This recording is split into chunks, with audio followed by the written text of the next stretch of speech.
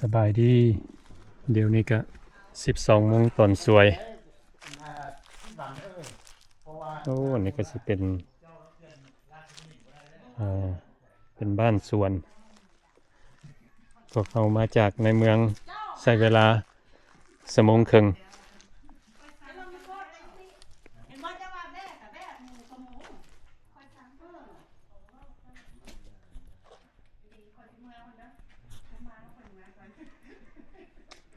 อันนี้โทรไปแล้วว่าวิธีอ่านกินเราเอง นิสัย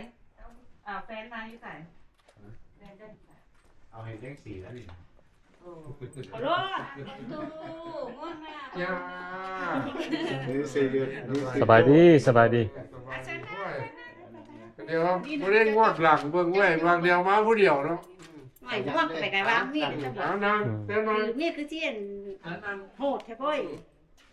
ตานะพ่อย นางก่อนจังมัน โอ้อันนี้เป็นบ้านอีหยังนี่คือไก่ในเมืองแท้นี่ บ้านสวน บ้านเจ้าอ่ะ อืม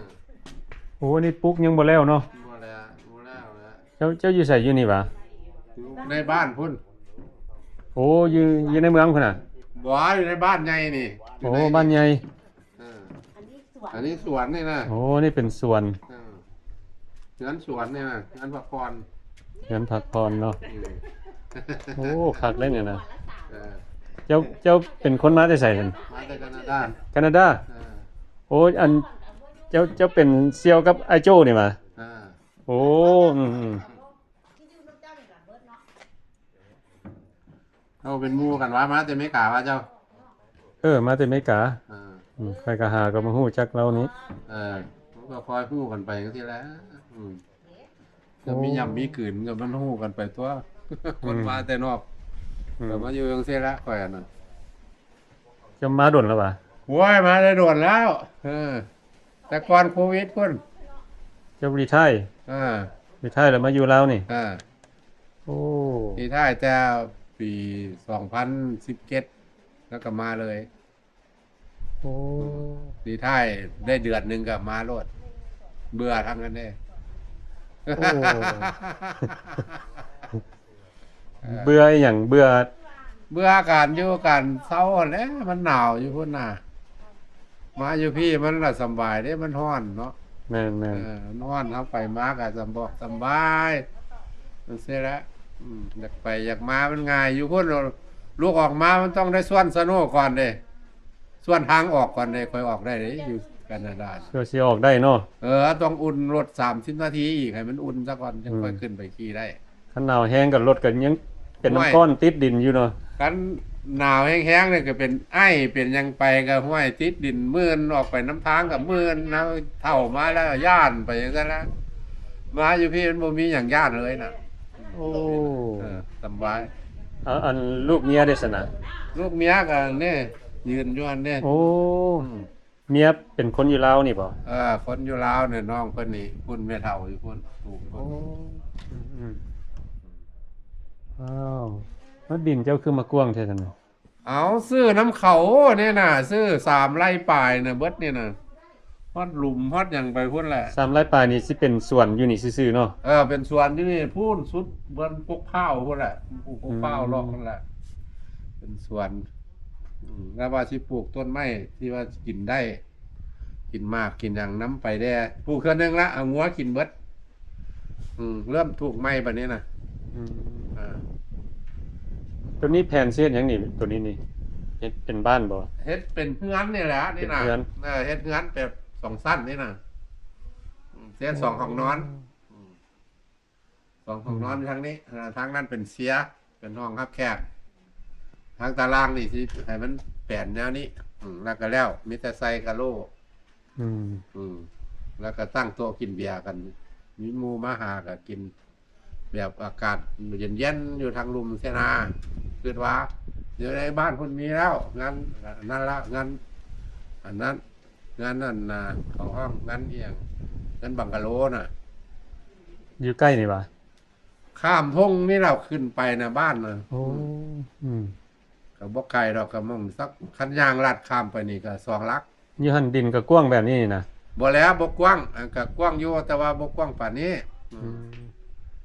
งั้นก็ใหญ่กว่านี้เบิ่หลายกว่านี้ โอ้มาอยู่เลยเนาะ อยู่เลยบ่เลยเนาะก็เที่ยวไปเที่ยวมาเมื่อวัง3 เดือนแล้วนี่มัน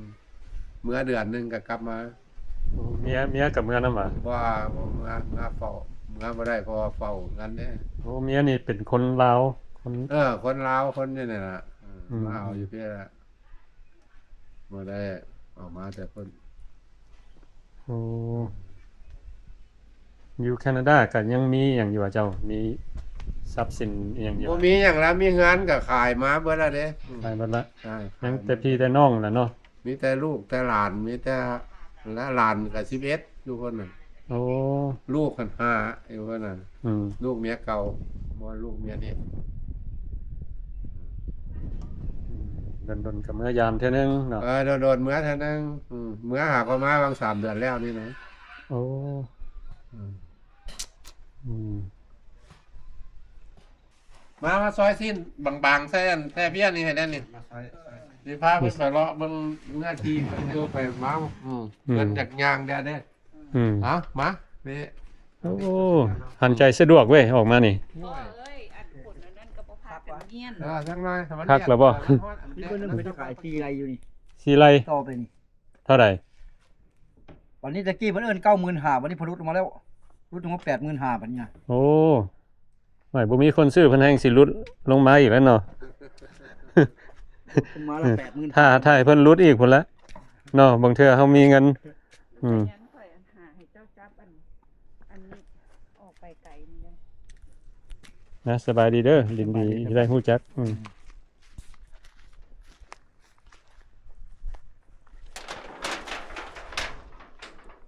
โอ้ลืมมันถามชื่อไว้อ้ายชื่อหยังก็ ซื้อเลี้ยง ชื่อเลียงข่อยชื่อโจ้เด้อ ซื้อโจ้คือกันเอง แม่นเลียงโอ้อืมโอ้สะอันเลี้ยงปลาได้เนาะตัวนี้ มีปลาลุกอยู่นี่นะ โอ้ ปลาดุกลง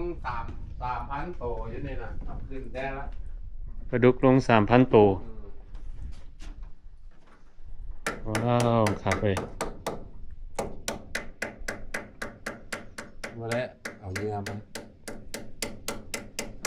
แต่ว่าดินเจ้านี่เนาะเป็นห้วนเนาะ นี่ละหัวนี่ละ อืม แล้วดินข้าเจ้าตะกี้ข้าเจ้าก็ว่าที่ขายหั่นล่ะมันหลายโพด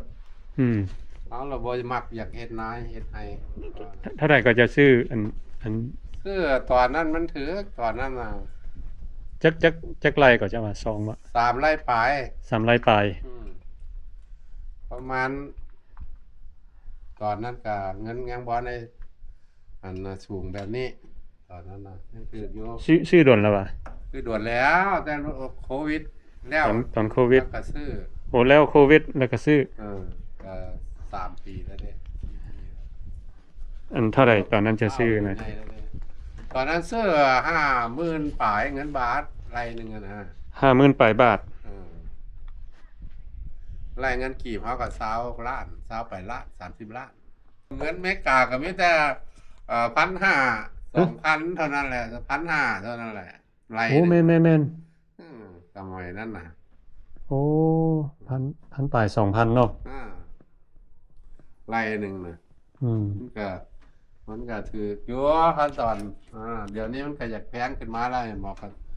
มันน่ะนั่นเราถามเมื่อกี้นี่น่ะ85,000 อืม 90,000ก็มาไล่แล้วก็3,000ปลายเดี๋ยวนี้นะ อืม ตกเป็น เออ นะ อืมเอ้าโทรมาหยังไงโจอยู่นี่ อืม อยู่น้ำกันนี่ อืม อันนี้จะปลูกใส่ไม้เบิดเนาะเครื่องปลูก โอ้ ฝัง อันนี้น่ะขุดหลุมขุดเอาดินนี่ขึ้นมาถมขึ้นตะกี้มันต่ำซ้ำนี่พี่ อืม ดินน่ะน้ำมันมีน้ำซึมมันก็ อืม เราก็ขุดตัวนี้แล้วขึ้นมาถมมันแกงว่าคือสูงขึ้น โอ้ บ่ให้มีน้ำซ้ำบ่ให้น้ำท่วมเอาจ้า อืม ได้เฮ็ดได้อย่างได้อันอันค่าขุดหลุมนี่ก็จ้างเขา45 ล้าน โอ้อืมอืม แล้วก็มาปลูกเพียงนี่แด้เพียงนี่ก็โต๊ะนั่นตะกี้โต๊ะน้อยนั่นน่ะอยู่พี่นั่งกินเบียร์กันอยู่พี่แล้วก็กินเบ็ดพี่ เออ แกนหน้า โอ้คักคัก แกนมานั่งกินเบียร์เย็นๆตึกเบ็ดลิ้น อืม ตึกเราก็ได้รถแล้วนี่เราประดุกนะตึก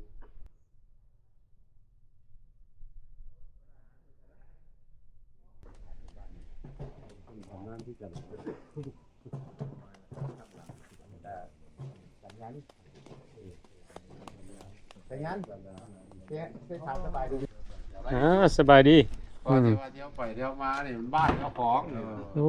มันเกิดอยู่นี่ พวกเขานี่คือเจอกัน บ่ เรื่อย ได้มาเลย นะไอ้สายัน อยู่นี่ เจอกันเรื่อย คุยโทรมาอะไรมาได้เจอกันอีกแล้ว เจอกันเลยๆเนาะเฮาอยู่เมืองลาวเนาะเป็นอะไร อืม หรือว่าพวกเขาโชคดีเลย อืมเนาะไอ้พาสบายดีไอ้อืม 10 โมงเมื่อคืนนี่ผู้หญิงเข้าไปแล้ว ไปใช้กระเห็นนอกจอดิ เออ ยูทูบเบอร์ ไปเรื่อยๆอืม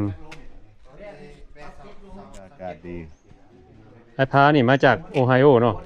ใครว่า โอ้ไอโอวาโอ้โทษอะไรไอโอวา ก็ได้ไป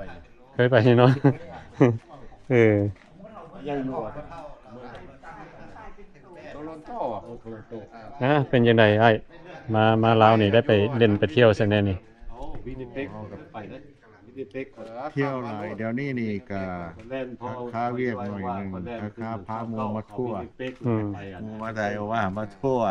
เลาะแล้วมื้อนี้ก็ไม่หยังค่าซักน้อยบ่ ดีใจหน้า แบ่บ่หมูบ่มื้อนี้ก็ได้ อืม นี่แบ่นี่หมูอันนี้ก็โจแคนาดานี่เจอกันเรื่อยโจแคนาดาเนี่ยเนาะ อืม สมัยอยู่นั่นก็ แต่ว่าไอ้นี่อยู่นี่เลยเนาะ อยู่ แต่ว่าไอ้พานี่เพิ่น ครับ เพิ่น ไป สิ ที่ กลับ สวิต ที่สวีเดนกลับเนาะ 23นี่ก็กลับเลย สามครับนะ โอ้ มาโดนแล้วเนี่ยทั้งนั้นเขาทวงแล้วเขาทวงคืน จะมา4 เดือนล่ะ 3เดือนปลาย โอ้มาอยู่4 เดือนเนาะ ครึ่งเกือบ4เดือนแล้ว อืม ฮอดมื้อเมื่อ4เดือนกับ1ทิศ อ๋อ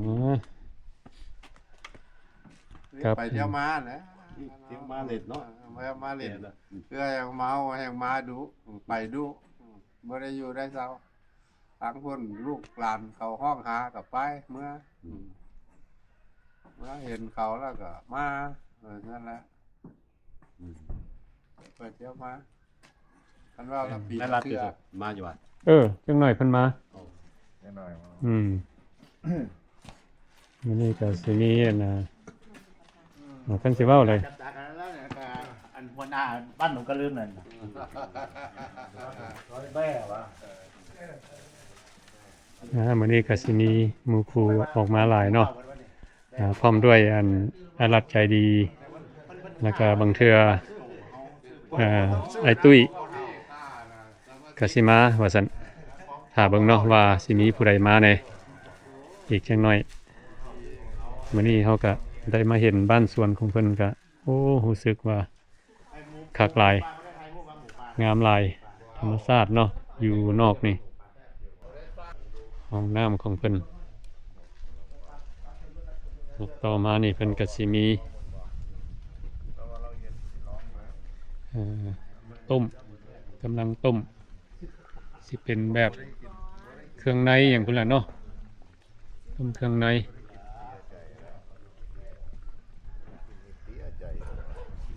นี่สิเป็นขมกระเดาโอ้นี่สิเป็น ยูทูบเบอร์ประเทศอเมริกาถ้าเป็นหนึ่งของยูทูบเบอร์ เป็นครัวเป็นครัวของเพิ่น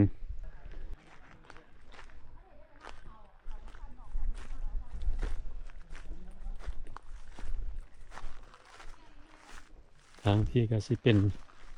หัวสิงไข่มีครีมน้ำอันนั้นก็ไอเบาวอเมริกากับไอเบาวแคนาดามาเบิ่งเป็นเกลือปลา เกิดหลายคนนั่นคนว่า ถ้าเราซื้อเขาต้องหลายมันตื่นบ่มา คือบ่เอาปลานั่นใส่บ่อันนี้น่ะ อันนี้ก็มีที่อยู่เนี่ย บ่มี บ่แล้วขั้นเอาปลานิดนึงใส่แล้วก็แล้ว น้องผู้ใหญ่นี่ตอนนี้นั่นเนี่ย ขั้นเอาปลาดุกใส่แล้วก็จ้ะปลานิดนึง ปรากฏลาย เอาปลานิดใส่ อันเรือใดบุญบ้านหนองกระลืมน่ะ เว้ยว่าได้ยินข่าวดิ เดือน5เดือน6ก่อน ประมาณนั่นแหละบุญเดือน6เลย มาเล่นบ้านหนองกระลืมแม่เพิ่นเป็นบ้านมันก็อยู่ในนี้นั่นหลังบางใหญ่ตรงนี้ล่ะเพิ่น เพิ่นน่ะซี่ไปราก็สูงซี่สูงว่าซี่ไปยังตายพุ่น ว่าเขามันเลี้ยวซ้ายเลี้ยวขวาเนี่ยมันสู้อยู่ในเด้อ ไก่เท่ไก่บ้านน้อง มันพี่มันน้องเพิ่งก็ได้นะว่าน้องเพิ่งก็ได้ทางนี้ ก็ว่าไกลแล้วเว้ย อ้าวโดนไม้มาเท่าเดียวกับเพื่อนไก่ อยู่บ้านเลยครับออกไปเส้นทาง13ในไก่ไหนบ่ไก่ที่ ก็บ่ไกลออกไปนี่นะก็ขึ้นไปบ้านนาเลิศน้องเพิ่งนาเลิศขึ้นนาซ้อนนี่มง10ปลายลักนี่ล่ะ ทางมาอย่างนี้ทาง เห็นอยู่ตัวเขามา แบบเดียวกันก็มาแต่บักนาวนี่แหละก็กันนั่นล่ะ มาแล้วทางของขิดนั่นแหละมาฮอดบ้านนั้นนาล่องเนาะมีแต่น้อยเดียว มาเหี่ยว 6ลัก มาเหี่ยว ใน บน เหี่ นา ยว ลอกมาเหี่ยว นาเหี่ยวเนาะก็เข้ามาเลยทาง แล้วเดี๋ยวออกมีปลา 6-7ลัก เดือนหน้าว่า มาที่มาทางทันแรงเห็นบ่ เที่ยว ทางดีไม่เห็นบ่สมูท ได้ เห็นบ่ ขึ้นอยู่ว่า ต้นมาเป็นบ่ แล้วก็แล้ว พวกเขา แล้ว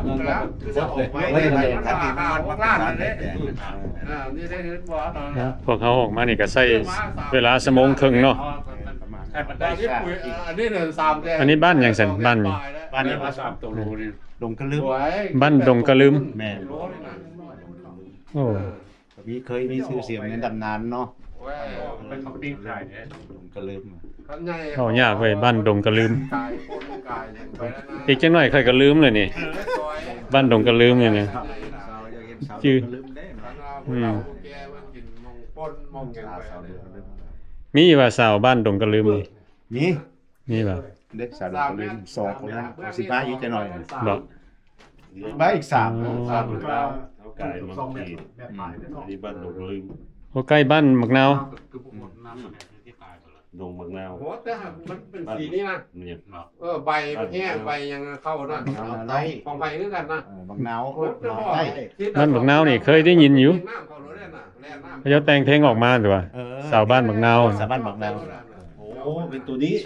อ๋อ ไปรอหุ้นดี เข้าใจ ไม่ตายที่บัวไปรอหุ้นดาบ เวียน ลงกระลืมบักนาวเป็นนั่นนี่บักนาว เปิดใจพวกเราเนี่ยขึ้นมา เองก็เจ้าร้อง เพราะว่ามันอยู่ เองก็เจ้าร้อง มันก็เนาะมันก็จะแห้ง อืม เข้าใจว่าไปท่านบ้านเกิดเลยคุณได้ เพราะอย่างนั้น บ้านหลวงมะนาวโอ้ที่แท้อยู่นี่เกิดเอาไก่บางทีเลย เราก็จะพูดนะ ถ้าดินเข้านี่ไงนี่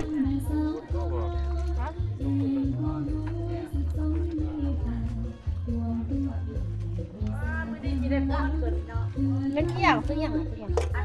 อันนั้นก็ต้องเลยนะ ปีละ วางซอกเอาแม่ ทุกพี่ ผู้ใดคือผู้ใด ทุก ไอ้โจ้อธิบายได้บ่มื้อนี้เป็นรายการนี่หยัง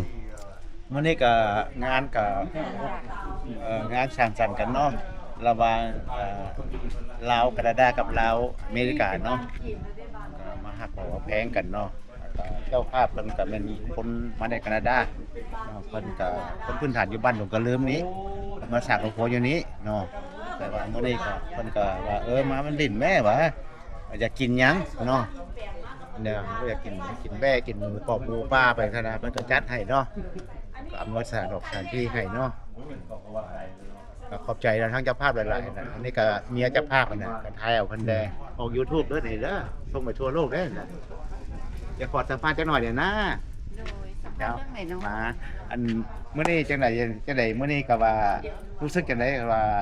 หมู่คู่ของ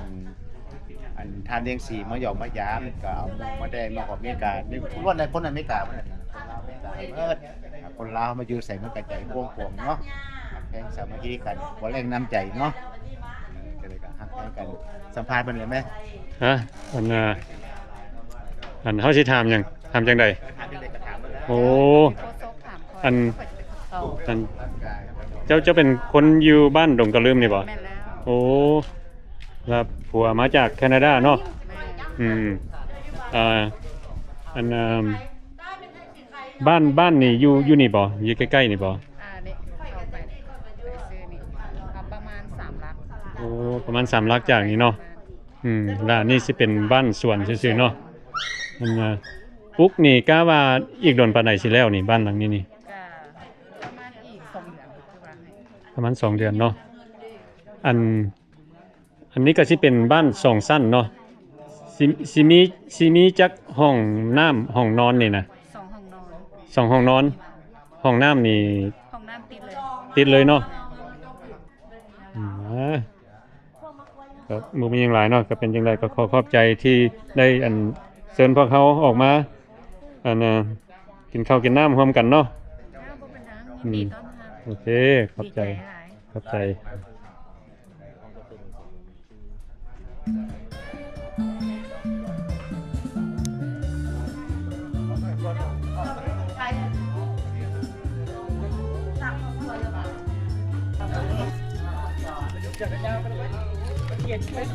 เขาจะเส้นเลือดตีน อันแบกใส่เลือดครึ่งหนึงใส่เลือดต้องผู้เบา เอาตัวเดียวก่อนสีเขียวอันนี้ส้มดิ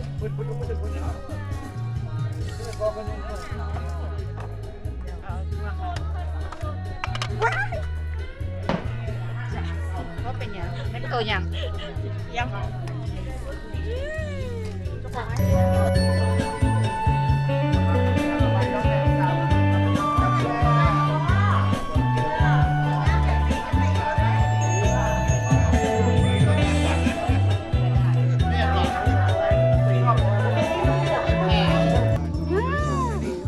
บ่เดี๋ยว แต่ว่ามื้อนี้เฮ็ดใส่เด้อ อย่างกระยานะตัวจะรอดแล้วก็พอน่ะแล้วก็มาพิซซ่าตัวจะเห็นนะ ย่าอันนั้นเขากินหลายบ่เลือดเขาหลายเป็น คนละครึ่งใส่กัน มันสวยแล้วเป็นหยังเซต อันนี้สิเป็นแกงเครื่องในบ่ เป็นอบเบ้ โอ้อบแบก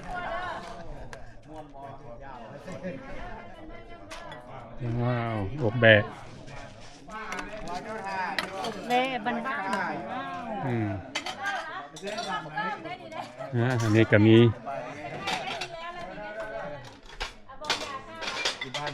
ผู้ออกมาซุ่มแซวกัน ขอโทษด้วยถามไม่แผ่นเจ้าภาพ เจ้าภาพเจ้าภาพ แต่ภาพผู้ซ้ายนะผู้ฝ่ายซ้ายนี่น่ะ เจ้าภาพซื้ออย่าง ซื้อเลี้ยงสี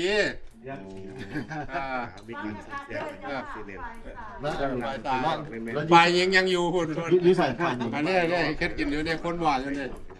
สัมภาษณ์เพื่อนได้เลย อันน่ะสิ้นลาบครับสิ้นเผ็ดหมูป่าให้กิน นี่เนี่ยกับหมูป่าอะไร เป็นหมูป่าแท้บ่ หมูป่าซอดนั่นแหละ ผมไม่ตัวเป็นนะเพิ่นก็มาให้กินเนาะเรื่องที่ย่าพี่โอ้น้องสาวเด็ก ผมพ่อใหญ่กว่าตู้ ดาวอินเทอร์ป่ะ ขอจะเป็นพ่อขอเจนซิตู้อีกต้องมาขอจอย สบายดีกันมา เป็นรุ่นเดียวกัน เด้กินแป้ง หมายถึงเดินของงานเนี่ย เอาเลยแค่พูดแล้วบอกรักใจดีน่ะคนต่างอเมริกาน่ะโอ้ใกล้จะพูดเนี่ยใกล้จะคนต่างอเมริการักใจดีคนต่างอเมริกาคุณจะมองเท้าอีกต่างเมื่อไหร่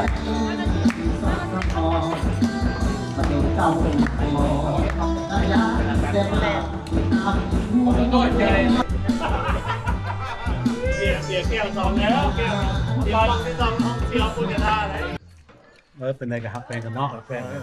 ก็เลยมึงไงโอ้ไปอยู่นี่13 ปีเลยอันนี้ครอบครัวลาบเลยวะรุ่นนี่เอาไปอยู่แล้ว เอาต้องกดอีกไอ้ฟังกดที่ไหนช่วยมันเอา แดงแต่ไปอยู่กับเวลาเลยนะ ตั้ง ยังไงนายโจกันยังไงรายการมื้อนี้น่ะ โอ้มันนี่คักหลายมันนี่ก็รู้สึกดีใจหลายเนาะพบแต่ละหน้าแต่ละคนเนาะเอาภูมิใจหลายที่สุดเนาะแต่ว่าเฮานี่ก็มักกันซุ่มแซวเนาะมักกันกินกันอยู่กันไปกันมาเนาะคนเอาบัตรปลายชีวิตแล้วก็สักใส่ตัวเองเนาะต้องเป็นประสิทธิภาพขอบใจเจ้าภาพแล้วขอบใจท่านโจ้ยูทูบเบอร์เนาะขึ้นมานอกเนาะแต่ว่าให้อำนวยที่ว่ามาในงานนี้มองรวมกันเนาะมาถ่ายดอกถ่ายทำให้พ่อแม่พี่น้องคนอยู่ต่างประเทศได้หาพูดกันเนาะที่นี่ซีบ้านเฮา อยากกินยังก็ได้กินรถอยากกินแม่ก็ขาดแม่อยากกินหมูกันหมูวันนี้หมูป้าทั้งแม่เนาะ เริ่มซึมแล้วนี่น่ะ แต่ว่าก็เข้าใจหลายแต่ว่าคนที่ว่ายังไม่เคยมากับมารถบ้านดงกระเริ่มนี่มันมีชื่อเสียงทางด้าน แล้วมาคู่ทักกัน หลายด้านวัฒนธรรมวรรณกระดกกระดีบอกแล้วก็มีเพลงเนาะเป็นตำนานมาอีก น้ำหลักกันมาเด้ แต่ว่าก็ขอเชิญชวนเนาะอยากมาตั้งถิ่นฐานอยู่บ้านดงกระเริ่มก็ได้ แต่ว่าข้าพเจ้ากับมีหมู่มีครูเนาะแนะนำให้ความถือดอกสินเนาะมันการอยู่ฉันมักสงเงียบสงบเนาะอยู่ได้บ้านเราน่ะที่ใส่ก็อยู่ได้บ้านเราน่ะวันนี้ก็ปรากฏว่าครบหน้าครบตาเนาะในอเมริกานะครับว่าเกือบ50 รัฐมาคบกันวันนี้เนาะนับแต่เหนือฮอดใต้เนาะนับแต่ที่ตะเวนตกที่ตะเวนออกเนาะครบหน้าครบตาวันนี้น่ะโยดีใจหลายดีใจยังทั้งเราจะภาพหลาย เอ้ย ได้เสิร์ฟ thank you อ่ะ เพลงบักแพง จะภาพมันนั่งที่จะเที่ยว ใส่เจ้าภาพโอ้เจ้าภาพเพิ่นก็นั่งอยู่ข้างนอก ถามว่าย่ออายุกันหลานรุ่นเดียวกัน มื้อนี้ก็มีหมู่ครูมาจากหลาย ฮู้ซื้อกันแล้วบ่ หลายรัฐหลายเมืองเนาะ ซื้อหยังตุ้ยอันนี้พูดชื่อหยังแก้วโอ้สองคนจับมือกันมึงดูเชี่ยวกันแท้บ่โอ้ ใบชื่อเพิ่มกันอยู่นะที่ว่ากันนะcourage means by dirt by เนี่ย อันนี้คันว่า middle class นะอยู่แคนาดา middle class อันนี้ว่าอยู่ใกล้อยู่ลาวเนี่ยว่า millionaire โอ้เจ็ดถิ่น ไปบ่ฮอดไว้ไปนี่ไปบ่ฮอดล้าน ค่อยเด้อยู่อเมริกาค่อยโลคลาส ฮัลโหลว่า โล โล คลาส โลคลาสเหรอ บอกซึ่งเราบอกซึ่ง โอ้เรา มื้อนี้ก็ มาจะไหนก็มากินเบียร์แหละ นี่ก็มีแต่คนรู้จักกันเนาะอันนี้ก็มิสเตอร์รัดใจดี มาจาก จับมือกัน บ้านปากช่าง ตัดก่อนโจ้ เป็นระเบียบ เอาตั้งเป็นยังไงเนี่ยมันก็ไม่ได้ห้ามนะไป อืมแนะนำยังไงลูกน้องมันนะออกจะออกเป็นผมเลย แนะน โจ้ใช่ไหมเอาจีนเนี่ยไม่ใหญ่ ำโอ้ยอยากให้แนะนำน้องสาวนะแนะนำน้องสาว น้องซื้อหยังบอกแม่ อันแม่วันนี่นะไม่ได้สังเกตเขาเลยเลยพุ่นน่ะ มาจากบ้านไหนเนาะ แล้วเพิ่งสังเกต หินเหิบโอ้เป็นสาวหินเหิบเนาะ สาวยินบอกว่าทำมาแล้ว อืม ก็ดีเห็นเธอ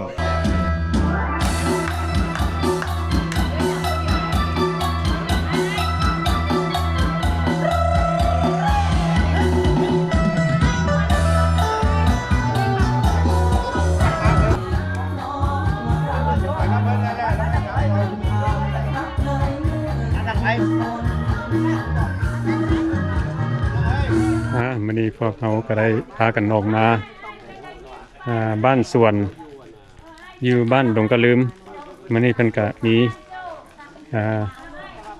หมู่ครูมาจากต่างประเทศแล้วก็หมู่ครูหลายคนเนาะมากินข้าวกินน้ำร่วมกันโอเคบัดนี้ก็สิได้จบคลิปนี้ไว้ซะก่อนแล้วก็เป็นจังไดก็ขอบใจเบิดทุกคนที่เข้ามาเบิ่งวิดีโอของเรา